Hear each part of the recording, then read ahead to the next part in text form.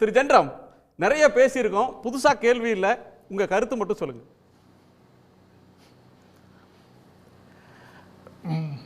இந்த தேர்தல் களம் ஏற்கனவே நண்பர்கள் சொன்ன மாதிரி வில்சன் தவிர மீதி 3 பேரும் கிட்டத்தட்ட ஒரே கருத்தை தான் சொல்லியிருக்கிறாங்க.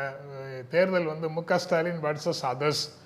அந்த அதர்ஸில் இருக்கக்கூடியவர்கள் யார் அப்படிங்கிறதையும் சொல்கிறாங்க. அதில் திமுக வெறுப்பை அல்லது திமுக எதிர்ப்பை அடித்தளமாக கொண்ட திமுகவை வீழ்த்துவதையே அரசியல் அஜெண்டாவாக கையில் வச்சுட்டு தமிழ்நாட்டில் கால் பதிக்க துடிக்கின்ற பாஜக கொள்கை அளவில் திமுகவினுடைய கொள்கைகளை நகல் எடுத்து பேசினாலும் தனிப்பட்ட முறையில் திமுக தலைமையோடு மட்டும் முரண்பட்டு இருப்பது போன்ற ஒரு பொசிஷனை, அரசியல் நிலைப்பாடை எடுத்து அதன் மூலமாக திமுகவுக்கு வரக்கூடிய வாக்குகளை பிரிக்க முடியுமா அப்படின்னு பார்க்கிற தவேக, நாம் தமிழர், அதுவும் திமுக எதிர்ப்புக்கு மாற்றான கருத்தியல் ரீதியாக எதிர்க்கக்கூடியவர்களாக இருக்கிறாங்க.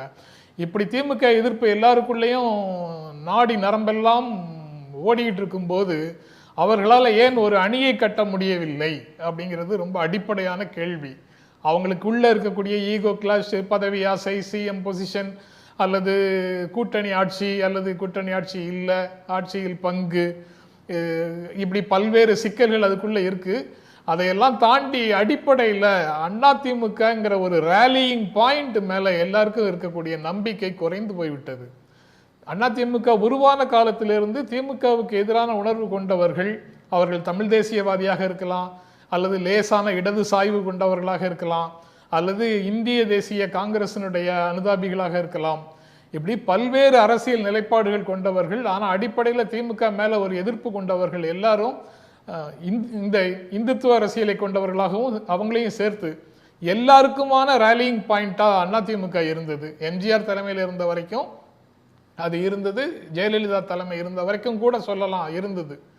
ஆனால் அதற்கு பிறகு அப்படி ஒரு நம்பிக்கையான ரேலியிங் பாயிண்டாக அதிமுக இல்லை. அதனால எல்லாருமே தத்தமது நிலைப்பாட்டை அரசியலில் முன்னுக்கு கொண்டு வர துடிக்கிறார்கள், தவிக்கிறார்கள். அந்த ஒரு நிலை இருக்கிற வரைக்கும் அந்த கூட்டணி உருவாவதற்கு, அதிமுகவை தலைமை ஏற்று ஒரு அணி உருவாவதற்கான வாய்ப்பு ரொம்ப குறைவு. ஒரு மாற்று கருத்து அவர்கள் சொன்ன ஒரு கருத்துல இருந்து வரேன். நீங்க என்ன பேர்ல அதை அழைச்சாலும் ரேலியிங் பாயிண்டா இல்ல, போல் பொசிஷன்ல இல்ல அப்படின்னு என்ன சொன்னாலும், திமுகவுக்கு அடுத்த இடத்துல இருக்கிற ஒரு பெரிய கட்சினா ஏடிஎம்கே. அப்படி இருக்கிற ஒரு நேரத்தில் அவங்களுக்கு கூட்டணின்றது ஒரு ஆடட் அட்வான்டேஜ் தானே தவிர கூட்டணியை மட்டுமே நம்பி இல்லைன்னு ஒரு கோணத்தை சொல்றாரு. நீங்க அவங்க ரேலியிங் பாயிண்டா இல்லைன்னா அமித்ஷா அவர்கள் டெல்லிக்கு வரவழைச்சு பிஜேபி கூட்டணியில ஏடிஎம்கே கூட்டணியில பிஜேபி வர்றதுக்கு என்ன காரணம்? ஏடிஎம்கே கூட்டணியை டெல்லி வரவழைச்சு அவர் சேர்த்து கொண்டதற்கு காரணம் பாஜக தன்னுடைய அரசியல் அஜெண்டால பின்னுக்கு போய்விடக்கூடாதுங்கிற எச்சரிக்கை உணர்வு தான் காரணம். தவேகாவோடு பேசி கொண்டிருக்கிறார்கள். தவேகாவும் அதிமுகவும் ஒரு உடன்பாட்டுக்கு போயிடுச்சுன்னா பாஜக வில் பி க்ளோஸ்டு. இந்த தேர்தலை பொறுத்த வரைக்கும் அவங்க முடிஞ்சு போச்சு. அவங்களுக்கு அரசியல் செய்வதற்கான களம் ரொம்ப சுருங்கி போகுது. அதனால அதிமுகவை முதல்ல உள்ள தூக்கி போட்டுக்க வேண்டியது, தன்னுடைய வண்டிக்குள்ள அதிமுகவை முதல்ல ஏற்றி விட வேண்டியது அவங்களுடைய கட்டாயமாகுது. அதனால அவர் அந்த கூட்டணியை முதல்ல இறுதி செய்து அதுக்கப்புறம் மற்ற விஷயங்களை பார்க்கலாம். ஒரு விஷயம், அதாவது அமித்ஷாவும் சரி பிஜேபியும் சரி ஸ்ட்ராட்டஜிக்கலாக கொஞ்சம் யோசிக்கிறவங்க ஆல் இண்டியா கட்சி. அதாவது எக்ஸிஸ்டிங்கில் இருக்கிற தன்னுடைய கூட்டணியில் டிடிவியும் ஓபிஎஸும் எப்படியும் கலண்டுக்குவாங்கன்னு தெரியும் அதிமுக கூட கூட்டணி வச்சா. அப்போது அதையும் மீறி அதிமுக கூட அவங்க கூட்டணி வைக்கிறாங்கன்னா அதிமுக தமிழ்நாட்டில் பலுவான கட்சின்றது அவங்களும் நம்புறாங்கல்ல. ஒரு பரிசோதனை இந்த இடத்துல ஒரு சின்ன மாற்று பார்வை சொல்றேன். இவங்க டிடிவியோ ஓபிஎஸ்ஓ எடப்பாடி பழனிசாமி அவர்களை அழைத்த உடனே அடுத்த நொடியே நாங்கள் கூட்டணியிலிருந்து வெளியேறோம்னு சொல்லலை. அவங்க ஒரு பெரிய எதிர்பார்ப்போடு இருந்தாங்க. ஒரு ஒருங்கிணைந்த அதிமுக பிரிந்தவர்களெல்லாம் ஒன்று சேர்த்துருவாங்க, பிஜேபி அதுக்கான அழுத்தத்தை கொடுக்கும், குறிப்புகள்லாம் கொடுத்து புள்ளிவரத்தெல்லாம் சொல்லி அவருடைய மனதை மாத்திருவாங்க. அந்த என்டிஏன்ற பிளாட்ஃபார்ம்லயோ அல்லது ஏடிஎம்கேன்ற ஒன்றுக்குள்ளயோ அந்த கூட்டணியில தங்களுக்கு ஏதேனும் ஒரு சின்ன இடம் இருக்கும்னு நினைச்சாங்க.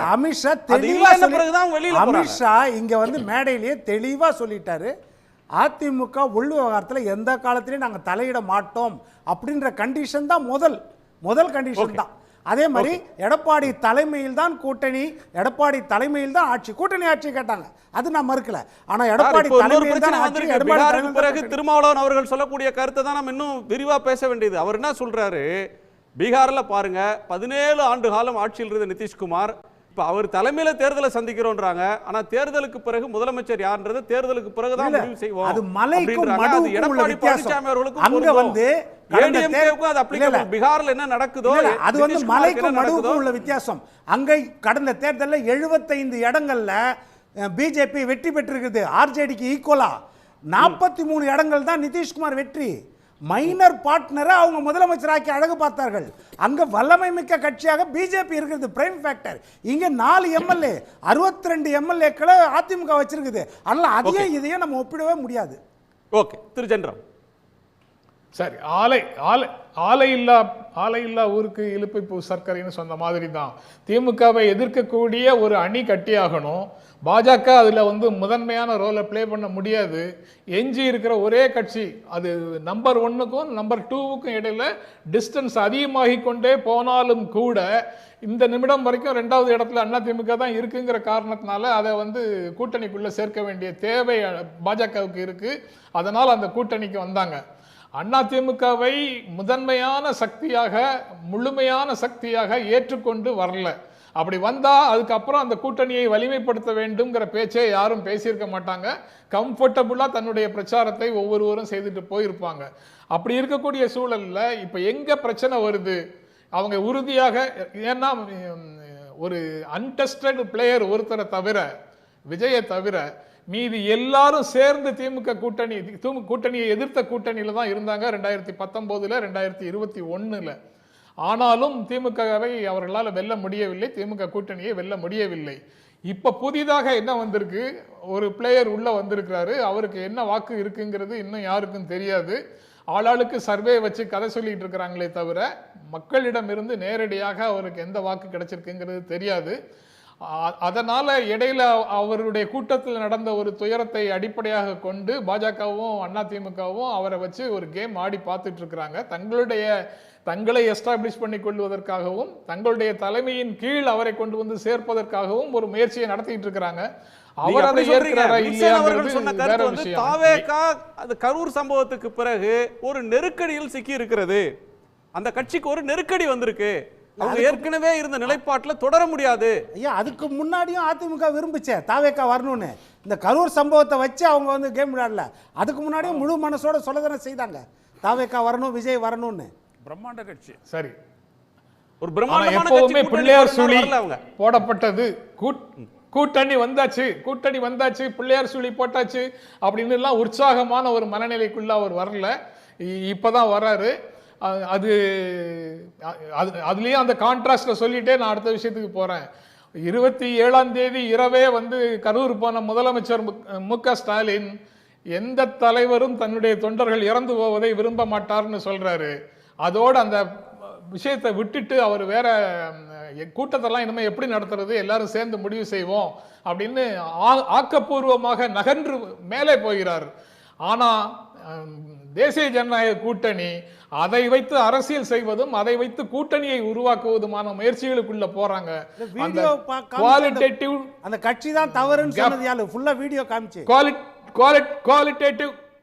குவாலிட்டேட்டிவ் கேப் வந்து அதுலயே ரொம்ப நல்லா தெரியுது. மற்ற யாராவது பேசியதற்கும் முதலமைச்சர் பேசியதற்கும் இடையில உண்டான வேறுபாடை புரிஞ்சுக்கணும். அங்க பேசுறது எல்லாம் தேசிய ஜனநாயக கூட்டணியில் பேசுறது எல்லாம் தமிழ்நாட்டின் தலைவர்கள், அதிமுகவின் பொதுச் செயலாளர். இங்க திமுக தலைவர் ஏதாவது ஒரு வார்த்தை அப்படி பேசியிருக்கிறாரா? முன்னாள் அமைச்சர் அதை விடுங்க, வீடியோ வெளியிட்டார். இங்க வந்து அவர் தன் மீது சொல்லப்பட்ட குற்றச்சாட்டுக்கு தாங்க தலைவர் பேசியதுக்கும் செந்தில் பாலாஜி பேசியது நீங்க முழுக்க முழுக்க ஒரு சதிகாரரை போல, அது சதிச்செயல் செய்பவன் சதிச்செயல் செய்பவன் புத்திசாலி, அதை சகித்துக் கொண்டிருப்பவன் குற்றவாளி அப்படின்னு அதிமுகவினுடைய நிறுவனர் திரைப்படத்தில் பாடிய பாடல் தான் நினைவுக்கு வருது. அப்படி நீங்க வந்து சதி குற்றச்சாட்டை செந்தில் பாலாஜி மேல நீங்க எல்லாருமா சேர்ந்து சுமத்தும் போது என்ன செய்வாரு? அவர் தன்னுடைய பொசிஷனை விளக்குவது மக்களிடத்துல விளக்குறதுக்கு வேலையே செய்யறாரு. உடனுக்குடன் செய்திகளை தெரிந்து கொள்ள சன் நியூஸ் பெல் ஐகானை கிளிக் பண்ணுங்க.